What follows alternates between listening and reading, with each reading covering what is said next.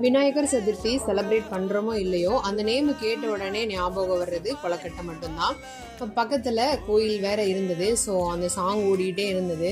அந்த வைபோடையே நம்மளும் கொலக்கட்டை பண்ணி சாப்பிட்றலாம் அப்படின்ட்டு போய் வீட்டில் தேடின பார்த்தா ஒரு மாவு கூட இல்லைங்க. பால்வாடியில் வாங்கின சத்து மாவு மட்டும்தான் இருந்துச்சு. சரி, அதை வச்சு கொஞ்சம் சிம்பிளாக பண்ணிடலான்னு சொல்லி தான் பண்ணிட்டு இருந்தேன்.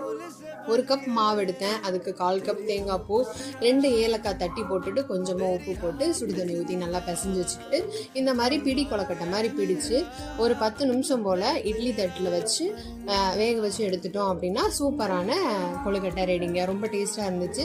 சுகர் கொஞ்சம் கம்மியாக தானே இருக்கும், வேறு எதுவுமே ஆட் பண்ணலன்னா அந்த இருக்க சுகரே போகுதுன்னு சொல்லிட்டு அப்போ தான் குழந்தைக்குமே கொடுக்க முடியும் அப்படின்னு நான் எதுவும் ஆட் பண்ணல. ரொம்ப ஹெல்த்தியானதாகவும் இருந்தது. ஸோ நீங்களும் ட்ரை பண்ணி பாருங்கள். நீங்கள் விநாயகர் சதுர்த்திக்கு என்ன பண்ணீங்க அப்படின்னு மறக்காமல் கமெண்ட் பண்ணுங்கள். பாய் ஃப்ரெண்ட்ஸ், தேங்க்ஸ் ஃபார் வாட்சிங்.